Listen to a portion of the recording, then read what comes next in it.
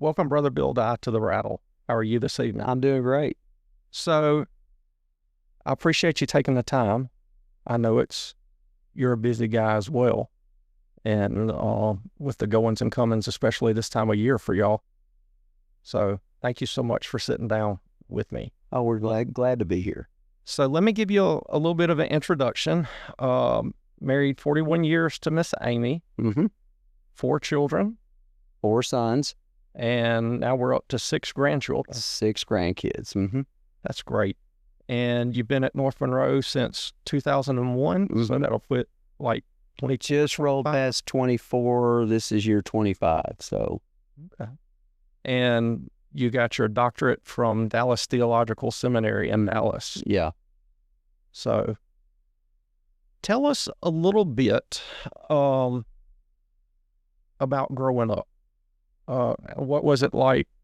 Well, I grew up in North Texas, about 7 miles north of Dallas, in a town called Denison. My dad was a college professor.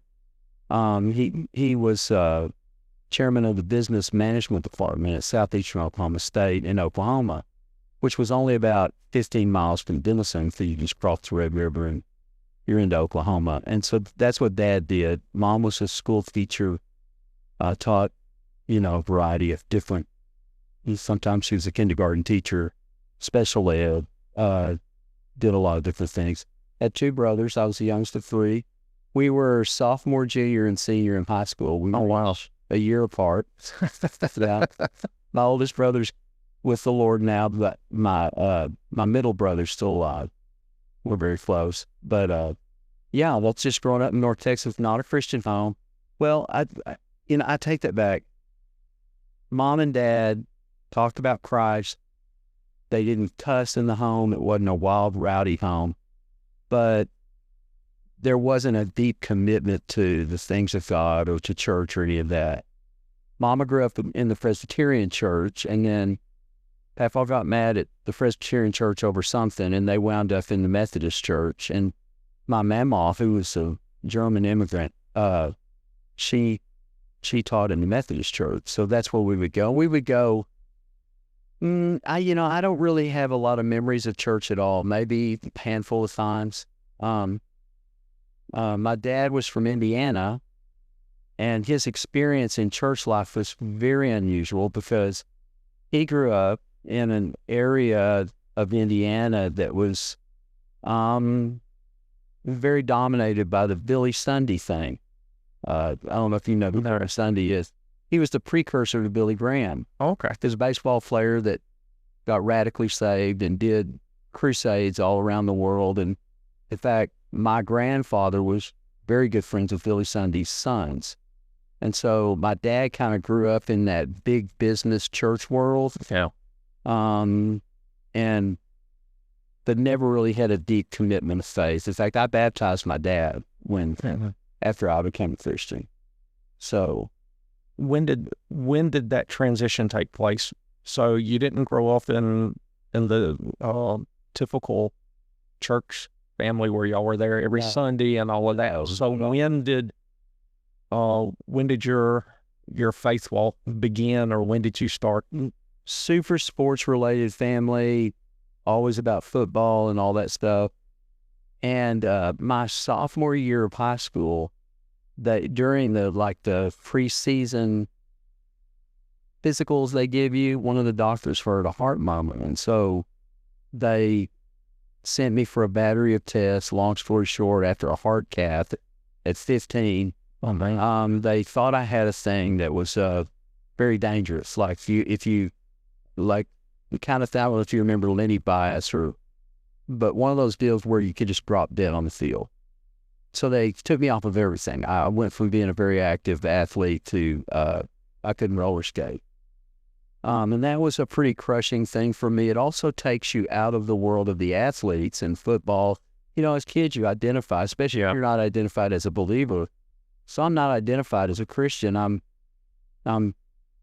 basically, in our days, you had goat ropers, which were the Cowboys. You had the jocks, which were the football players. You had the freaks, and you had the Jesus freaks, and that's kind of what you had. And So I couldn't be a football player anymore, so I couldn't be a jock. So I knew I wasn't a goat roper.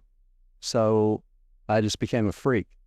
All of my friends who had kind of quit football over the years, they were just kind of doing that, sort of fell into the drug world, the drug scene. Not like what it would be today, more just a bunch of guys just partying all the time. That's all I did was floating. And, didn't really struggle in school, didn't have a big issue with that. School wasn't hard. And really life started to kind of spiral. Mom and dad were going through stuff. Dad was never home. And my senior year of high school, one of the funny things that we did at Dimson High, they would let you out for homeroom. Everybody had like a 30-minute homeroom, and our campus was open, so you could leave the campus. And so by then we're all smoking. We smoked cigarettes and, smoked dope as much as you could. And so what we would do is we would join every club. Like I was a member of the Future Teachers of America, and I was a member of, the Homemakers and whatever. I was a member of every club. I was in the science club. And you'd join all those clubs to get your name on the list, but to get your name on the list, you had to attend the first meeting. And so you would go and you would attend the meeting, and then when you're in homeroom, they would say, okay, the FCA is meeting today. Well, they let everybody out that was in that club. If your name's on the list, you get to go. And we just take off, go get something to eat, go whatever. We'd leave campus. And so my senior year, having done that for like 3 years, my senior year, I was in a Future Teacher of America meeting. And there was this really cute girl across the room who was a sophomore. I was a senior. And I saw her and got to talking to her. And I was also pretty artistic. And so they would give me, I was the guy that drew everything. And we had this parade coming where you had to build a float. Our float was going to be the Statue of Liberty. And so they told me to pick a team because I had to build the Statue of Liberty. And so I picked that girl, of course. And so through that, I started dating that girl. Her name was Lana. And she was a very deeply committed Christian, which I was attracted to. I was really tired of party girls. I didn't like the scene, like it, it was old. And I would look around and, I had friends that, like, when we were in the 7th grade, we'd get a pack of cigarettes and go take us a week to smoke a pack of cigarettes, And it wasn't uncommon. Everybody smoked in those days. Both of your parents would smoke. And her family was deeply committed to Christ. Truthfully, she shouldn't have been dating me. But I would ask her, what's your dad doing home? Because he'd be home every night. He'd work for like TP&F. And she's like, what are you talking about? He comes home at 5. I'm like, my dad's never home. Not that Dad was a bad guy. Dad just loved to go and to the Elks or to the BFW or whatever and just hang out at the bar and talk to guys all night. That's what he did. And that became super attractive to me. Just the health of her family. Because I didn't experience that much in my family. A lot of fighting and stuff from Mom and Dad, and a lot of fighting among the brothers. We were pretty violent kids. A lot of that. It's hard to describe life in the 70s, but that's what it was. And so there's a movie called Dazed and Confused. Yeah. That's probably the perfect depiction of my high school years. I mean, it's set in 75 in Texas, and I graduated in 77 in Texas. So, so through the process, she came to me one time and said, hey, look, if you want to go out on Sunday nights, we got to go to church on Sunday morning. And I was like, okay. So I started attending church for the first time. And a lot of these dudes that were in the church, one in particular, a guy named Larry, was on the football team in junior high with me. And I knew Larry from that. And I knew that Larry's 9th grade year, he'd gone off to youth camp and come back a Jesus freak. And so it was like Larry was there. That was his church. Mm-hmm. And so Larry was excited to see me. Some of the other guys who saw me come were super resentful. In fact, some of them came and apologized to me later. Really? Yeah, because they were like, I was just kind of a mess, I was kind of an aggressive kid. And, probably make fun of some of the Christian kids and stuff. And, they, one of my really good friends, Monty, came to me years later and said, I need to apologize to you. And when you first came, I was like, what is he doing here? He's just here to make fun of us. And I was like, well, I get it. I mean, that's probably could have been true, but I was really only there because Atlanta wanted me to come to church with her, and I didn't mind doing that. And it wasn't really Lana that got me interested in the things of Christ. It was her family, but it was more those guys. And we began to get really close, about 5 guys in that youth group. And our youth minister wasn't really a youth minister. He was a music and youth guy. You remember those days, And so he didn't really, he would teach on Wednesday nights, but he really preferred us to do it. And so he would start letting us do the teaching and stuff. That's after I became a believer, but it took about 9 months. And then we went on this wild party cruise for our senior trip to the Bahamas. And it was very, like something off the MTV. And in the middle of that trip of just this wild, raucous partying, I just looked around and said, I'm really tired of this. I don't want to do this anymore. And I look at that as the seminal moment in my life where it was like, I'd been in church for about 9 months. I'd vaguely listened to the pastors, but more importantly, it was the communication with those young men that impacted me, and the relationships, you talk about dry bones, and that was the power, was the communion with those guys who were walking with Jesus, unashamed. They were out there with it, and I started asking them questions, and they started sharing the gospel. And in the process of that, I was on that senior trip with my old dopehead buddies, and something snapped, and I just went, you know what? I don't want this anymore. And so when I came back, I was ready to make a commitment to Christ. That was like in April of my senior year. By May, I had joined the church and committed myself to Christ and been baptized. But ironically, and this was just the sovereignty of God, the girl that I was dating, it became widely known among moms and dads and parents and teachers how rowdy that trip was. And I got lumped in with all of it because I was there, and truthfully, first part of the trip, I was very much engaged in it. And so that made her mom and dad kind of wake up to who I was. And they're like, you aren't dating him anymore. And so we broke up. And so just as I gave my life to Christ, like the week I gave my life to Christ, we broke up.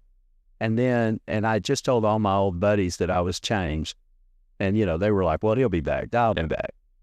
And then my mom and dad split up, which ultimately led to a divorce for them. So I think mom was just trying to hang on to the marriage until I was graduated, but it lasted till right before my graduation.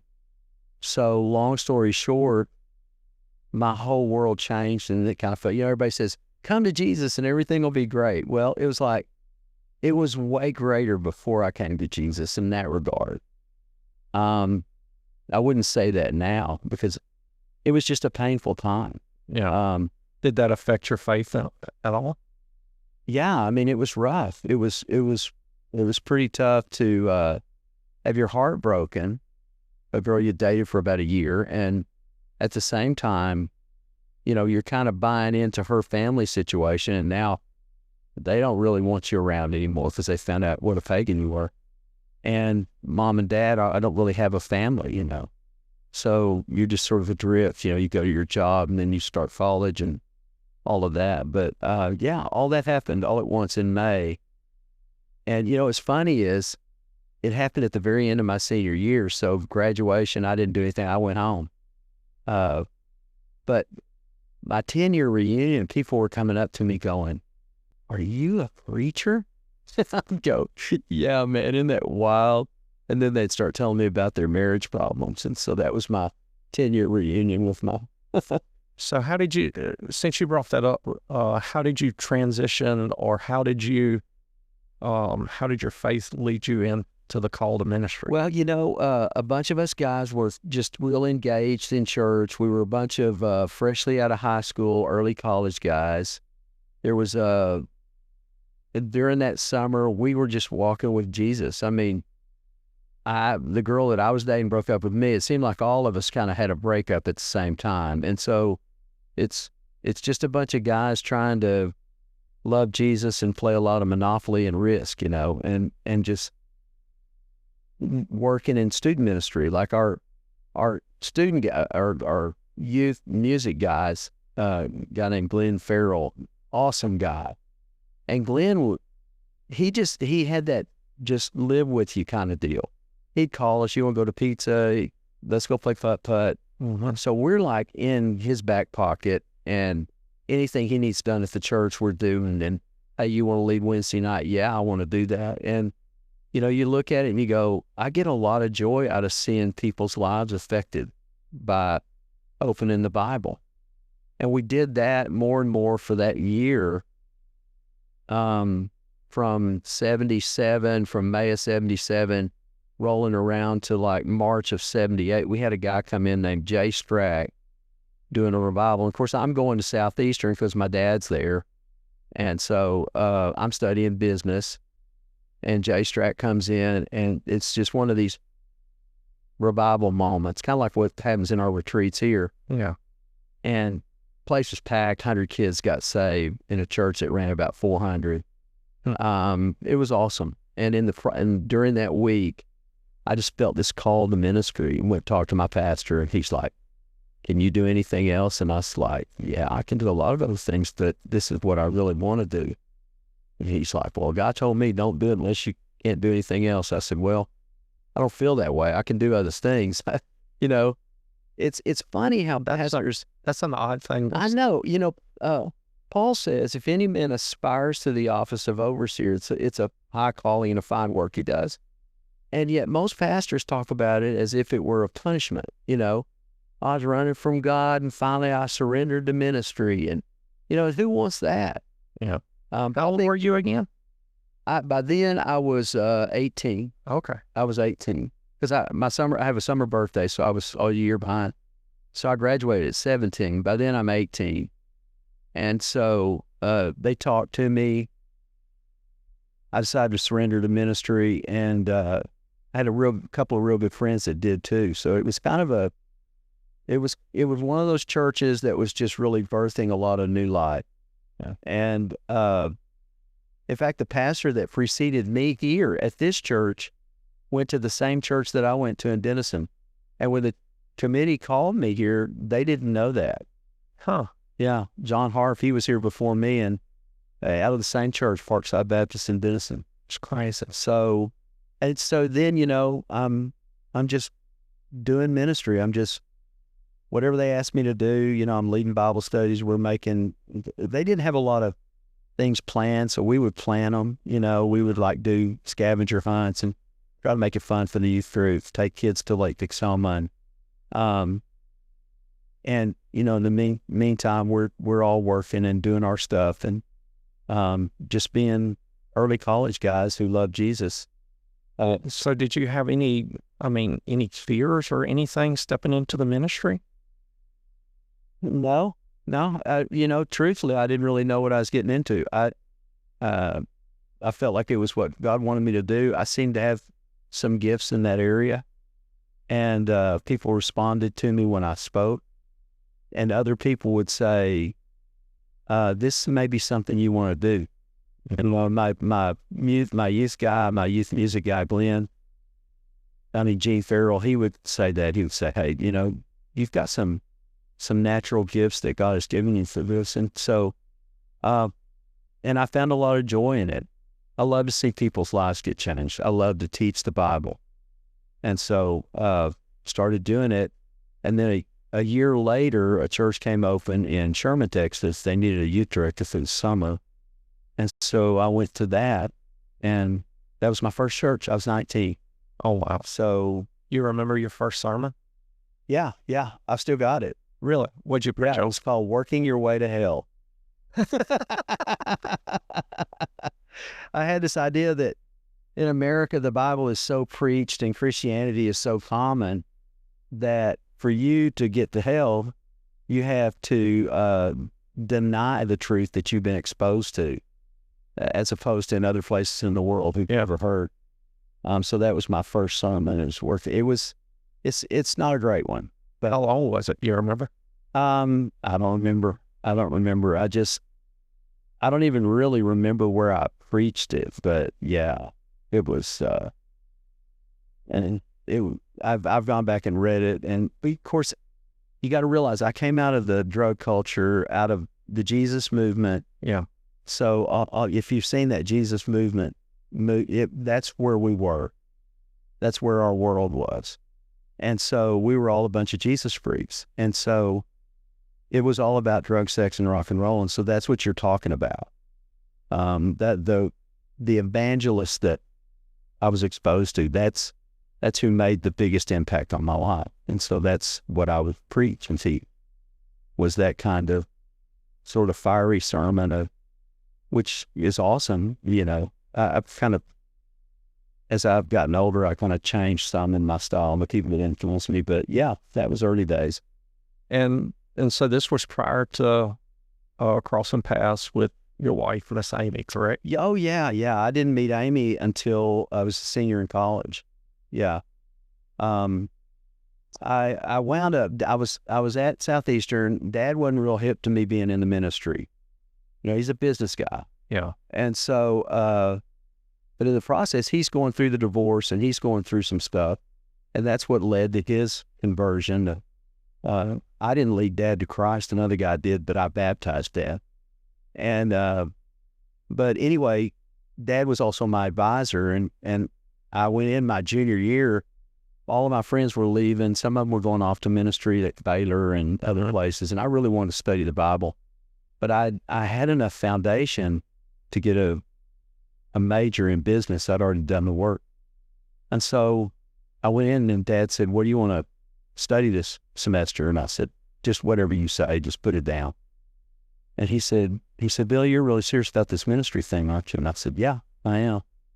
He said, "Well, maybe you need to get trained. So why don't you find a school and we'll get you there." And so I wound up going to Hardin-Simmons. My best friend was at Baylor. And I went and visited him and looked at Baylor, and we just had a big old fun time all weekend. And then I went to Hardin-Simmons and was miserable. And I said, I probably need to go to Hardin-Simmons, which was dumb. That's the way I was thinking, though. Yeah. So anyway, it turned out I loved Hardin-Simmons, but yeah, I didn't meet Amy till because I was coming in late. I was behind on some required classes. You got to do 2 years of Greek. And so what a lot of guys would do is they would take Greek in the summer. And so I was doing all of my summer Greek. I don't know if this is interesting to anybody. This is boring, but no. Yeah. So I'm doing summer Greek, and you can do a whole year in the summer. And it's really easier to do. You're immersed in the language. You're doing the lab and everything. And so Hardin-Simmons is a small school, so your teacher knows you, so you're in and out. And they're having these camps coming in all summer, cheerleader camps, choir camps, all this other stuff. And so I'm not paying much attention to it. But one night, I've been playing racquetball, and I'm doing my laundry, and I walk in, and there's a bunch of students in our dorm lobby downstairs. And I'm like, "Who are these people?" And the guys are like, "These are like the Baptist All-State Youth Choirs here, and they're all borrowing the phone. The phone's out in the other dorm. And there was a girl standing by the elevator, and I needed the elevator because I'm doing laundry on the 4th floor, and so I'm going up and down the elevator. But normally they don't let you use the elevator, so I knew the RA, and I was like, "Hey, man, I got to get the key to the elevator. I'm tired. I'm all sweaty. I'm carrying my laundry basket." And Amy is standing at the elevator door. And so I walked up to her and I said, "Are you from," she had on a pair of North Texas State University, Denton. I'm from Denison, so that's not far away. And I said, do you go to school at Denton? She goes, no. And I go, oh, well, your shorts say that. And she goes, oh, yeah. These are my sister's shorts. And so we talked. And long story short, we wound up like kind of getting along. I'm like, I guess I'm 20. She's 17. And she's just graduated from high school, about to start school. I'm about to graduate from college. And so, yeah, we talked, hung out for that week that she was there at Hardin Simmons. And then we kind of kept up. And her mom invited me to come to Groves for her 18th birthday. So I was her 18th birthday present. And I went down to Groves, met the family, met everybody. And yeah, but I was still like, I took a church in Gatesville, Texas as a youth guy, because I'm still in ministry. I can't go live wherever I want. She lives in Southeast Texas in Groves. She goes to Lamar University. So I'm by now, I'm out of Hardin Simmons. I'm in seminary in Fort Worth. And so I'm driving back and forth to Gatesville, Texas, towards the church now and doing youth work.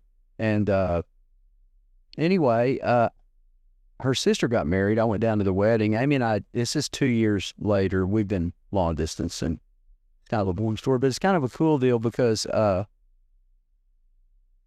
told her youth minister, I said, man, I need a different church. I mean, this guy that I'm in, my pastor he just wasn't a godly man. And I was like, I need a change. And so I was in the cashier's office at Southwestern Seminary, cashing a check because I didn't have a phone. I couldn't afford a phone, not a cell phone. They didn't have those. I couldn't afford a landline. Okay. So I had no phone at all. You couldn't call me. You couldn't get a hold of you. You could not get a hold of me. And so, I'm in cashing a check, which I never do at the cashier's. And I turn around and my name is on a chalkboard and it says, Bill Dye, call 409-963-1881. That was the number. And so I went to a payphone and called it, and it was Beth Landry, who was the head of the youth search committee at First Baptist Church Groves. Oh, wow. Amy was from Groves, but she went to church at First Port Arthur. And her youth minister had given First Groves my name. And so they asked if I'd come down, and I came down and talked to them. I told my pastor I need to go to Groves, and church is interested in me. Of course, he didn't like that. I went down there, and they said, I met them on a Saturday, and they said, we want to hire you right now. Will you stay over for Sunday so we can tell the church? And I was like, yeah, but my pastor's going to be really mad. But yeah, that never happened, So they hired me that day, on that Saturday. Like, I met them once, they hired me. And I called my pastor and said, hey, my 2 weeks notice, I'll be back. I'll stay 2 more Sundays, and then I'm coming down here. And he understood, but yeah, that's what happened. And so then I went to Groves, which was awesome because Amy already lived there, and we've been long distance for about 2.5 years, on and off, And a year later we were married, and I stayed at Groves 7.5 years. Oh, man. Yeah. And where'd you go from Groves? I went from Groves to my first pastorate in Houston, in a little suburban church outside of Houston. That's a whole nother story, but yeah. And was there 4.5 years. And then I went to Bridgeport, Texas, which is a small town First Baptist church, probably not dissimilar to Mangum. Okay. And that was I went there in 94, and then I came here in 07. So another 7 years there. So that's my ministry journey. I've been a youth minister at 3 churches for about 10 years. And then I've been a pastor since 89, or however long that is, 11 plus 25. Yeah. So during the ministry, haven't there ever been times where you're like, you know what, this just ain't for me? Oh gosh, yeah. Especially when I was in at Autumn Creek in Houston a lot because it was such a tough ministry. Like we went and preached in view of a call, and between preaching in view of a call and them voting, they were going to vote the following week. They called me in the middle of the week and said, we just found out we're completely broke. We owe like $40,000 that we don't have. And the way we found out is they turned off a light bill and we didn't have $1,900 to pay it. A guy had been absconding with money, the treasurer, he had been paying the bills. And there's like, we understand if you don't want to come. And I was like, well, Amy and I kind of afraid about it. By now I've got 2 kids and me and Amy. And I said, we kind of prayed about it. We felt like this was where God wanted us to go. So maybe we're going to come help you close the church. I don't know. So, I was 30 years old. So we just went and never missed a payment. I told the finance, we were 3 months behind on the building note. And I told them, I said, here's what we'll do. We'll pay you before we pay anybody else. We'll pay you before we pay men. And so they were willing to do that. So when the church was running about 120, when we left, it was running about 250.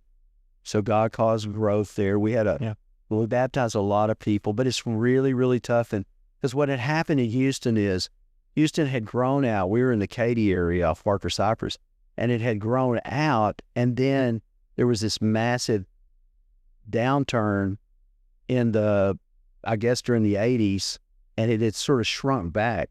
And all those homes got defaulted on, and so they all became HUD homes.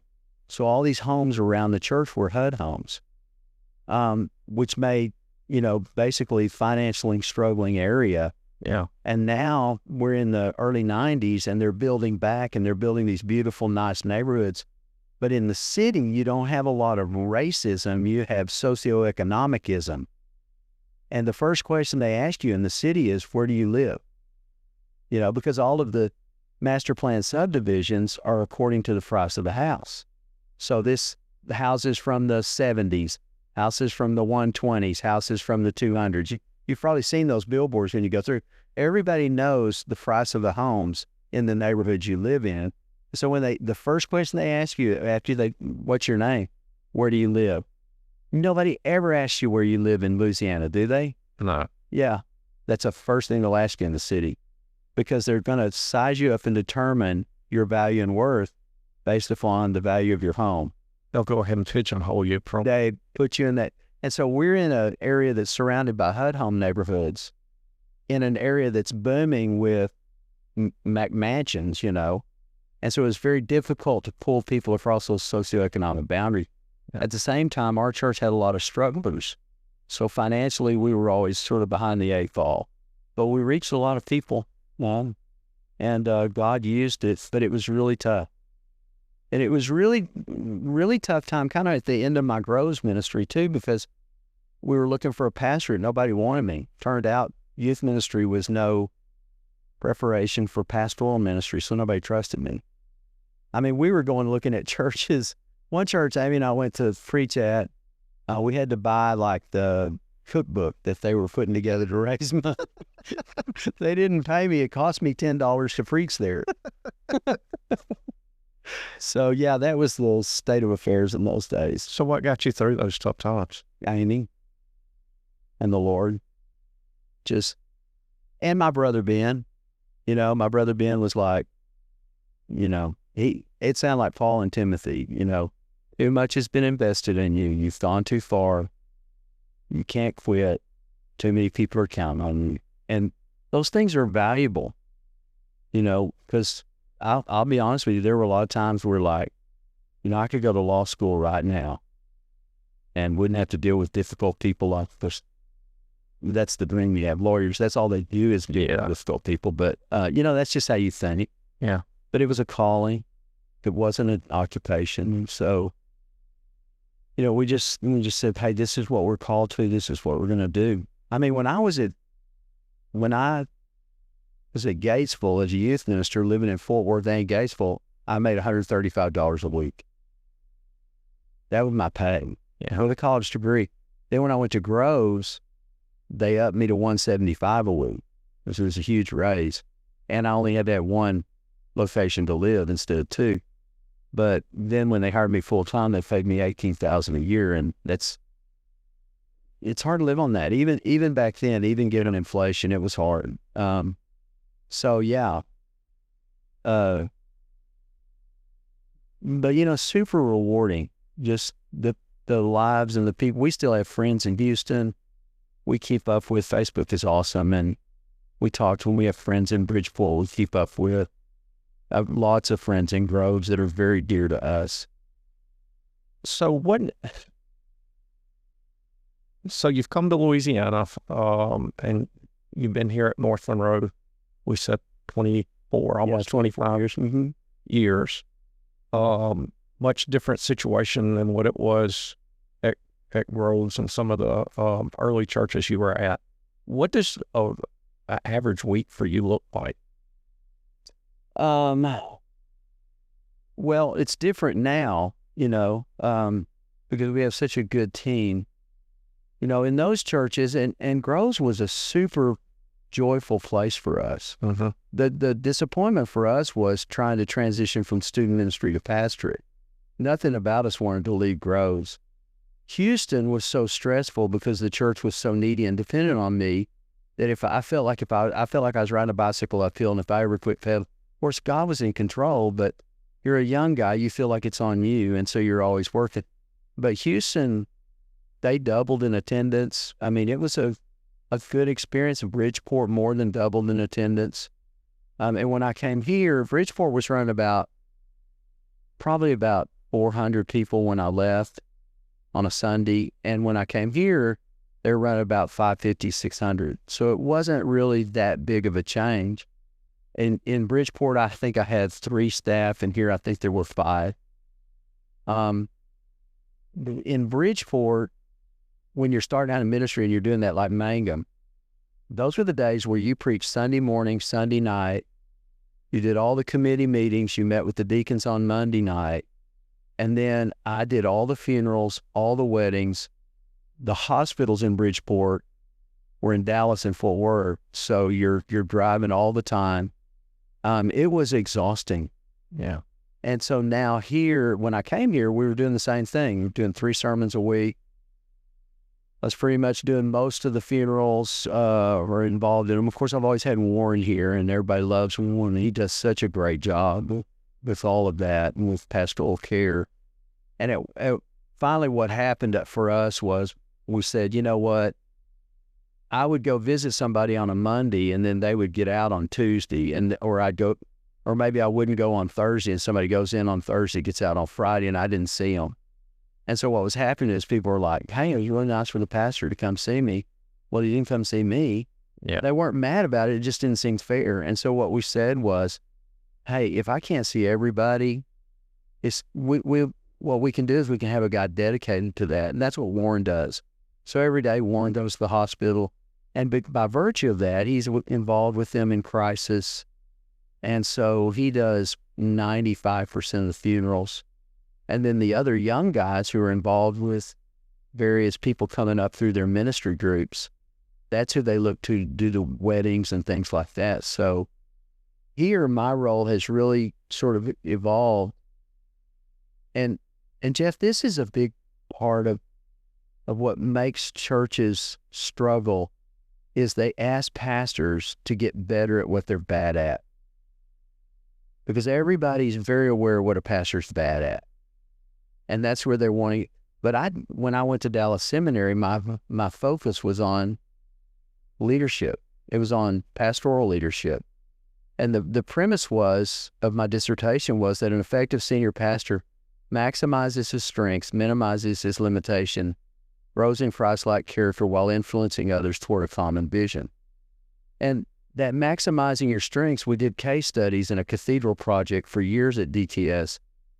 And what we discovered was that the effective pastors spend almost all of their time in their ministry strength, in their area of strength.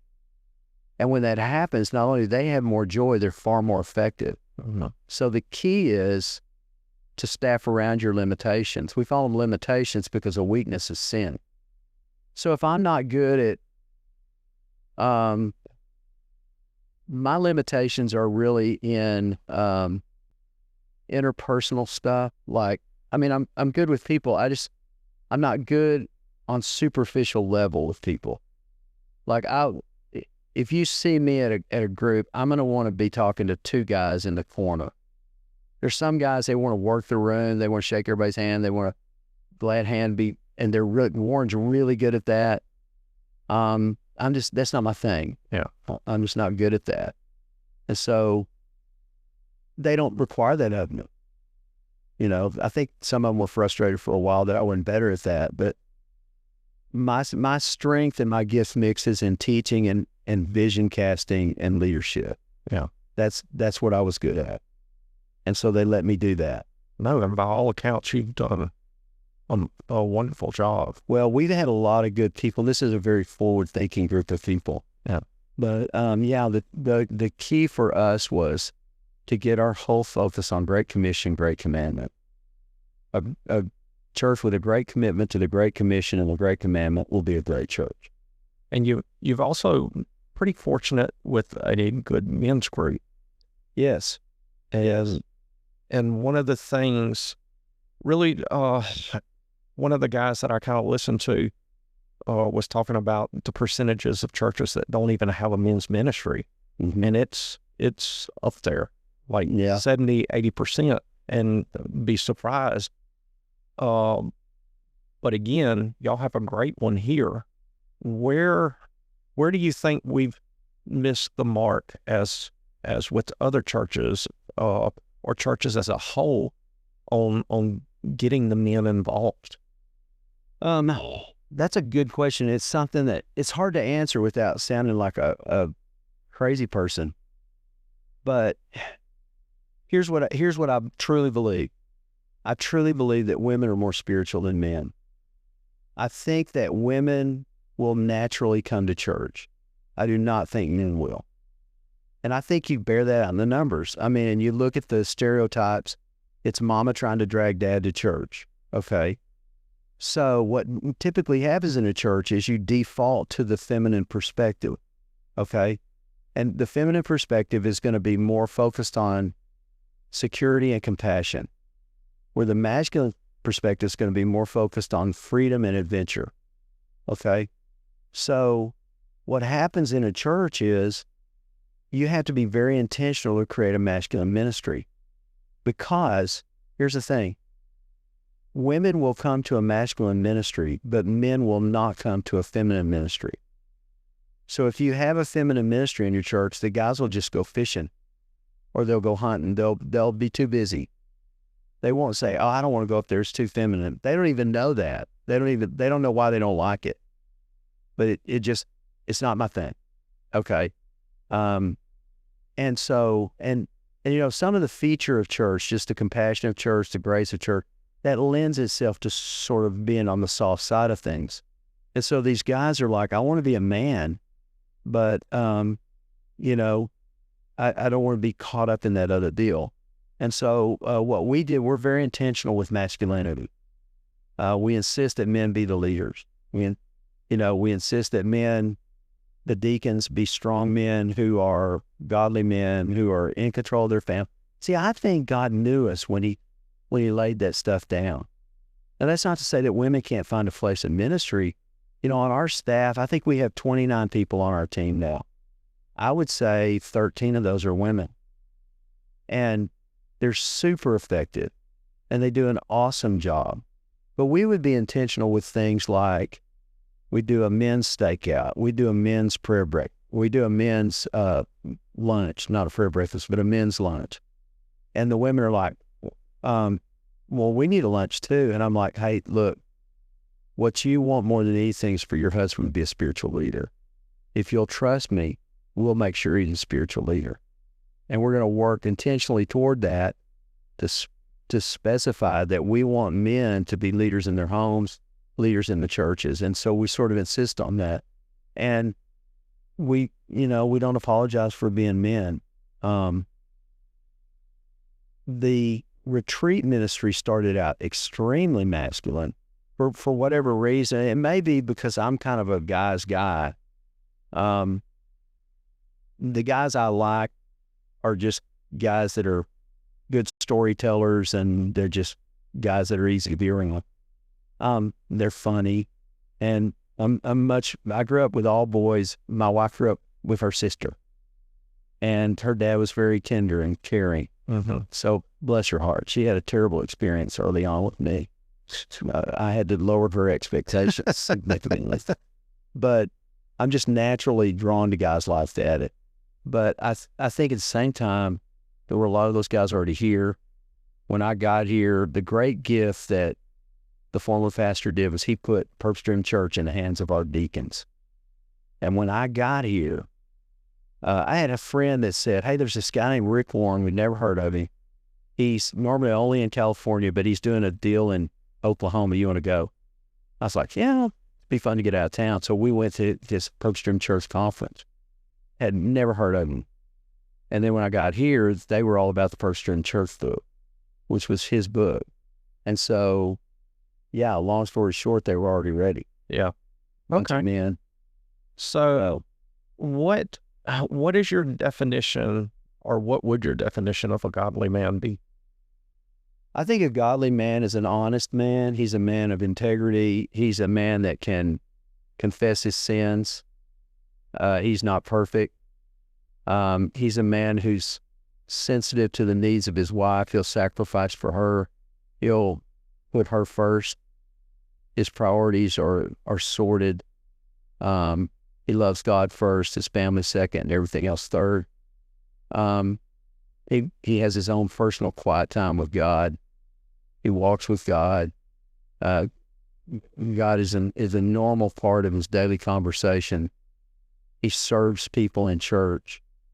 Those are the guys. And, our retreat ministry has fostered that. The retreat ministry was very organic. It wasn't planned. It basically came from them. A group of guys said, they were like, hey, we're doing this retreat thing. I'm like, dude, I was a youth minister for 10 years. I've been to every retreat. I'm still in therapy. I don't want a retreat. They're like, yeah, it's different, man. It's different. I'm like, yeah, whatever. And so I said, but knock yourself out. If y'all want to have a retreat, knock it out. That's one of the things I'm really strong in is if you've got a champion who wants to do a ministry, find a way to say yes. So you guys want to do retreats, go ahead, knock yourself out. Just let one of our staff guys be involved so we know what you're doing so you're not, sacrificing babies on an altar somewhere. We got to know you're cool.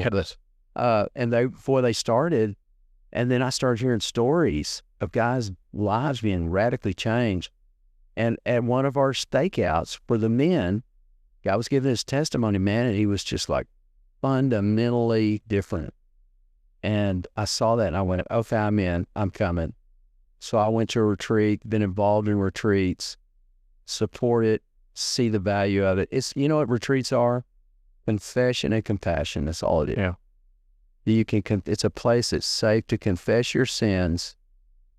And when you do, they'll be compassionate with you. And which I know I so appreciate you taking the time with us, and we're kind of pushing up against the limit. One last question.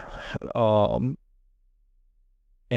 I've got 1,000, but the one that I would like to ask to kind of finish off everything at the end, when it's all over, and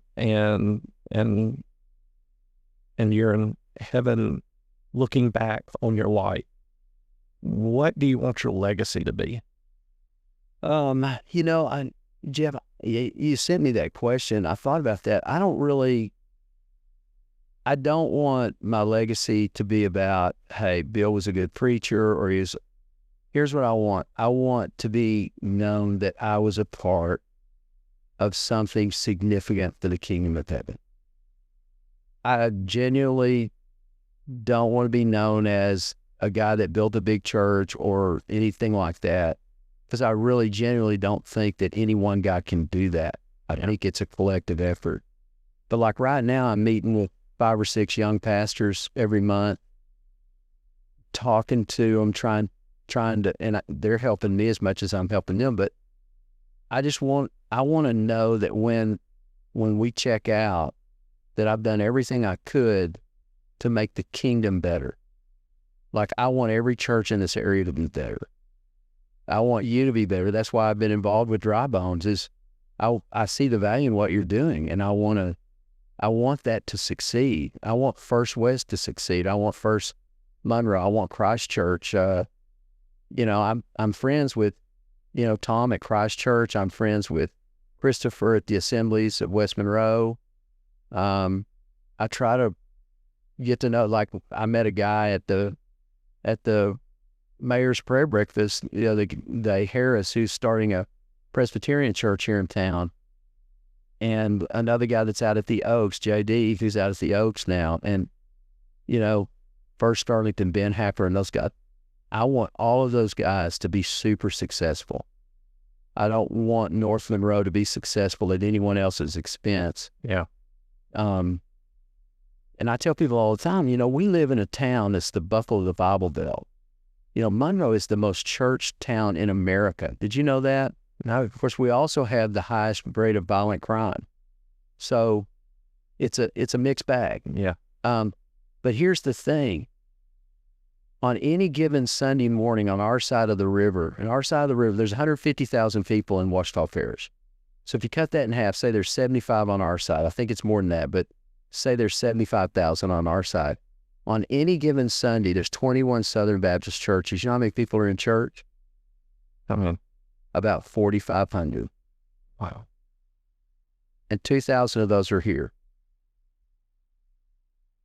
And that's the best we can do. I'm hoping the Assemblies are doing better than us. The Presbyterians or somebody's doing better than us, because we're not getting it done. Yeah. And I talk to guys all the time. We got about 20 Baptist churches that are down to like 20 members. And this is as good as it gets. Go to Vermont. My son lived in Vermont. It's a mess. Yeah. And we could easily become Vermont. And so when you ask what my legacy would be, it's that I was a soldier in this battle and I did my job. I mean, for real. And I'm not blowing smoke. I'm not trying to be false humble. Yeah. That's genuinely how I feel. I don't want to be known for anything beyond we built the kingdom. Kingdom was better off because I was here. All right. Yeah. That's really great. Great answer. Again, thank you, Brother Bill, so much for thank you for what you're doing. I think Dry Bones makes a huge difference. I think you guys are speaking truth into the lives of men who aren't going to come here and who need to hear the gospel. So what you're doing is vital. Thank you. We're trying to help in whatever way we can, and just we don't want to hurt you or put y'all back or anything. Yeah, but if we can help, that's what we want to do. Absolutely. Thank you so much. Do you mind closing us out in the word of prayer? Oh, I'd love to. All right. Father, thank you for Jeff and Kelly and what they're doing in the community through the Dry Bones Conference and how that affects men. And it's not that women don't have the same value, and we have conferences for women too. And we do things with women, for women. We want to liberate women to do ministry in every way they can. But Father, to that song that says, "Rise up, O men of God." And I think every woman's great desire is to have a spiritual leader in her home, somebody that'll die for her, love her like Christ loved the church. And I thank you that that's happening here in this area. It's not just North Monroe. It's happening all over the place. As the men are doing it themselves, they're having their own retreats. They're going to their own conferences. Like Jeff's created this conference, and I pray that you would use it, bless it, and reach many, many people for Christ. In His name we pray. Amen. Amen. Thank you so much. You bet. Glad to do it.